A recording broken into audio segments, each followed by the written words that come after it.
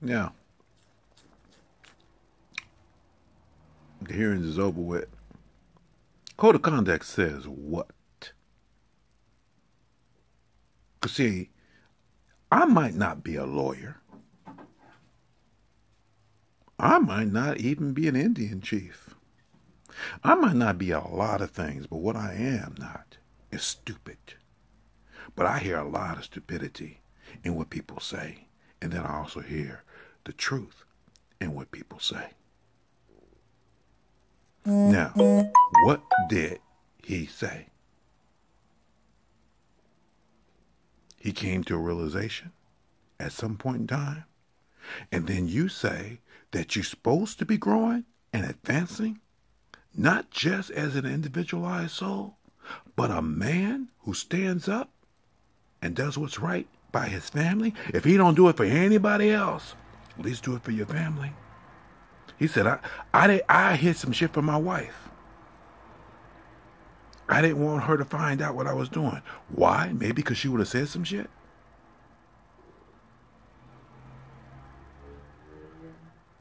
Now he's going to try and be a better person. He's going to try and do what's right. And he knows it's a hard road. But you say, oh, his tears ain't real. Because what? He's a rat. He's a snitch. He ain't towing that good old boy's line. His father-in-law is a Jew. And what is he? Did he learn anything from anybody else's experience other than his own? And why the hell do you want to throw him under the bus? Certain people in Congress. And now we ain't talking about strictly party lines. We're talking about a mentality that actually eclipses just those people in Congress who represent certain people. We're talking about a country at large. Now speaking on a global level. And at the same time say, we ain't supposed to be having this hearing right now because we got a president over there trying to negotiate a new deal with North Korea to keep us from being nuked to death. And first and foremost, how are you going to sit there and stop us from being nuked to death when you already see that Russia is still building up their arms and you now are getting ready to invest a shitload of money to play catch up? Do I care who pulls the trigger first when I have to worry about every last one of your asses? Because ain't none of you safe with me. I don't feel secure. I don't even feel appreciated. Much less do I feel appreciated in the fact that I actually believed in you at one time. You talk that much shit, and your shit ain't going nowhere. And then the black man gives a summation that basically is testimony and says, you know, look, they didn't attack you. And I still have enough compassion in my heart to want to give you the benefit of the doubt that maybe you have learned something, as we all are supposed to be doing. And now we can make this better because we already trashed this country. We trashed it from the moment we set foot in it, in ancestry. In the way that we built it, the way we commandeered it, the way we propagated it, and at the same time, the lies that we told as we sat there and said, oh, bring me your tired and your poor, but don't bring that one. Unless they're willing to mow my lawn or be a sex slave or whatever. That I sit there and say, now I'm fighting against, but we know damn well you're not because you're still abusing them.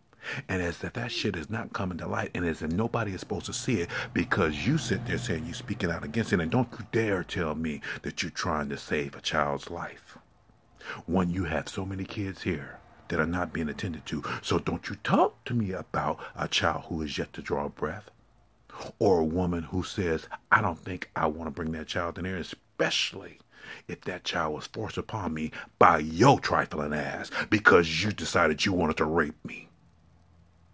My father never talked to me about rape because he knew that if the child didn't get here, he didn't want to hear it.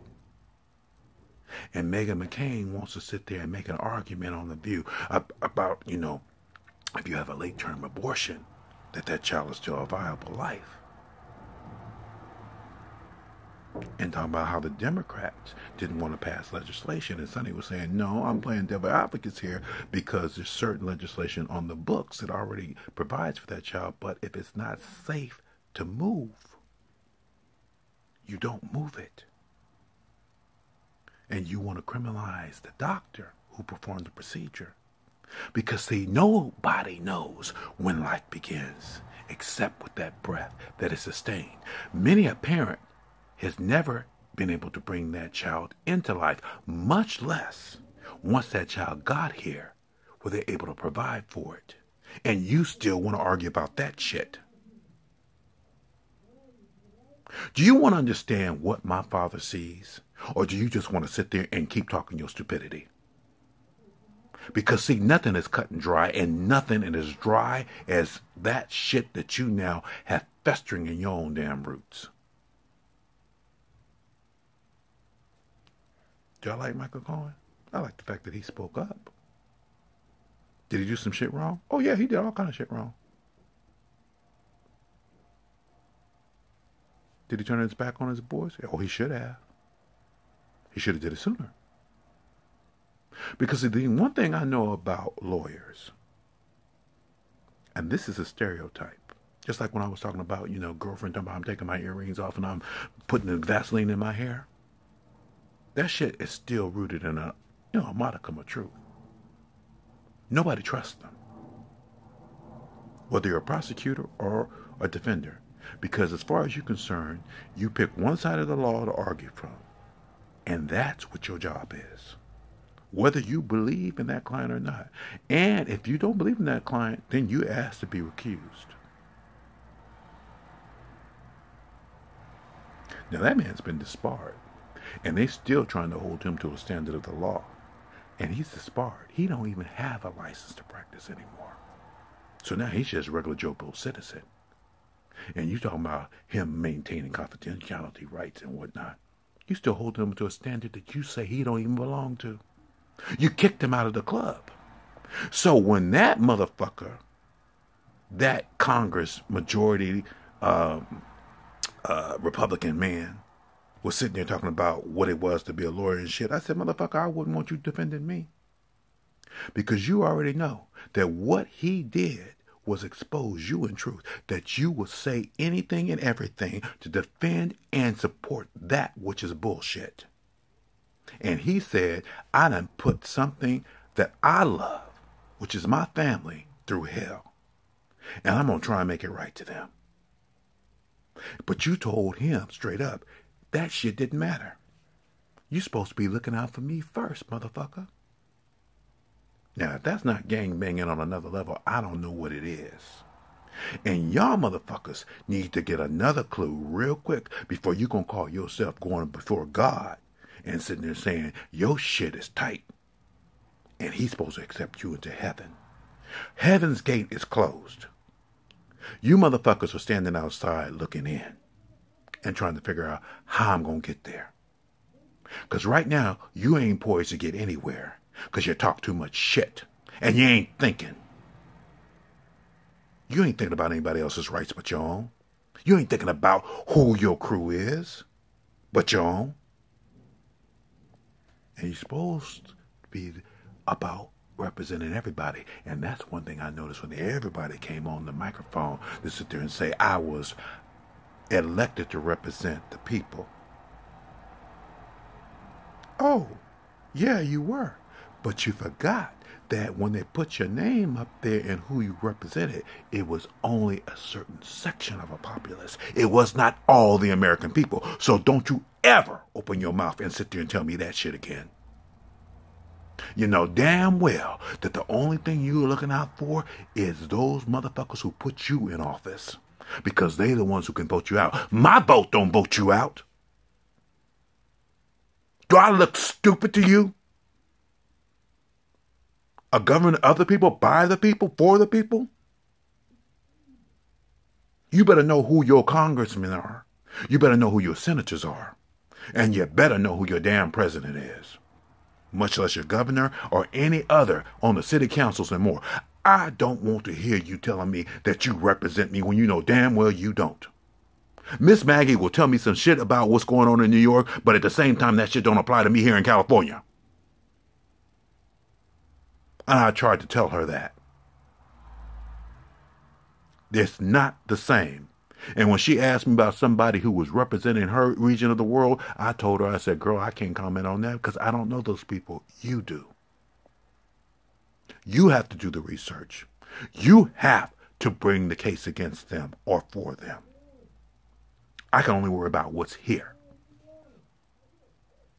So don't play a game with me other than mines, because we ain't gonna ever meet. I will cuss your ass out and leave you out to dry. Because the one thing I'm not gonna do for you is pray for your salvation when you as stupid as that and you think you have an argument with me.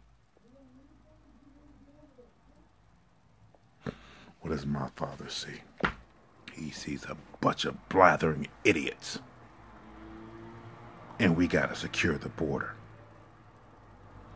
There's people on the border who don't give a fuck about a fence because it's gonna cut into their property.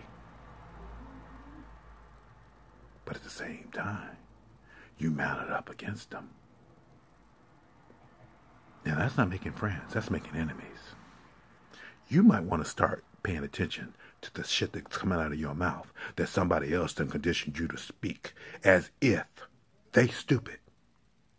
Because see, when it don't affect you like it affects them, then they have a problem with you. And your problems are growing exponentially.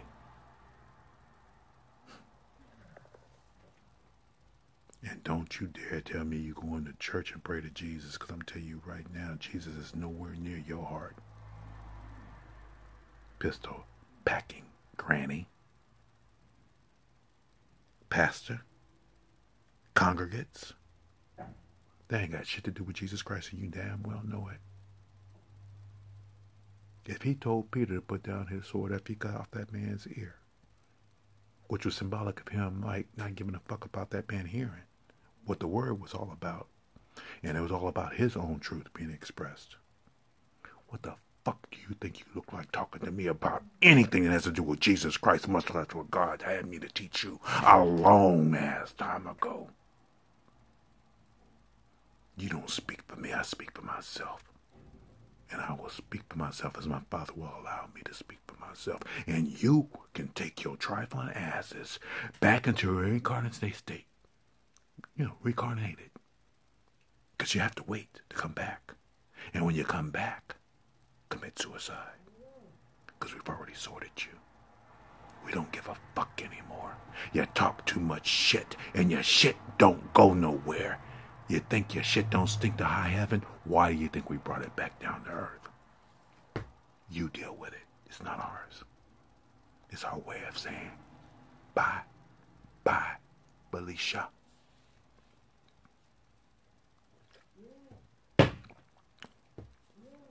You better hope and pray the only thing you have to worry about is getting off of opioid. A prescription drug that somebody sold you on to kill and numb the pain. Because you got a lot more pain coming your way. And as I like to say, when they talk about Bernie Sanders or anything else, when you're working out, feel the fucking burn. Because I don't give a fuck. And yeah, I can teach you some shit. But you're going to have to shut your fucking mouth, open your fucking ears, don't express your opinion, and start taking notes. Because I don't give a damn otherwise. You've cost me far too much, yet again. And I'm not in a forgiving mood. You got too many teachers out there. You might want to start shifting through that minutia. That what you say speaks to you, represents you, and makes you feel good about yourself. Until they don't. Because I already know for a fact that anybody who will turn upon one of their own, like they did with that white man, will turn upon you just as quick. Because that's what you do. Crabs in a barrel? Rats on a ship sinking? spreading rabies and more. The shit that comes out of your mouth ain't even worth listening to. Your ideas are less so. So I tell you what, don't ask me what I think unless you really want to hear the truth. And if I don't say anything to you, I suggest you be afraid. Be very afraid. Because there's too many people in this world that are good and kind people. And I will not see them suffer at the hands of the likes of you, who want to continue on business as usual because you can. Trumpets and more. Because you live in that good life. You only can sleep in one bed at a time, and you can only live in one house at a time. And you got multiple properties out there going on empty. And you're talking about how good God is. I told you, if my Father does the same thing for me, how you feel then? I told him, I said, I really don't need all that. He said, oh, but we're going to rub it in their face. I'm going to show them exactly what I will do. I will take and take and take. And give and give and give to who I choose to. That which I approve of. I told you, you don't want to test him. It's already rolling out. Not only do I see it, I feel it. Even though I keep questioning it. He said, oh, bitch, you better get ready. Because you're going to love this. Ooh. Yeah. Something new's rolling out. You enjoy the rest of your day.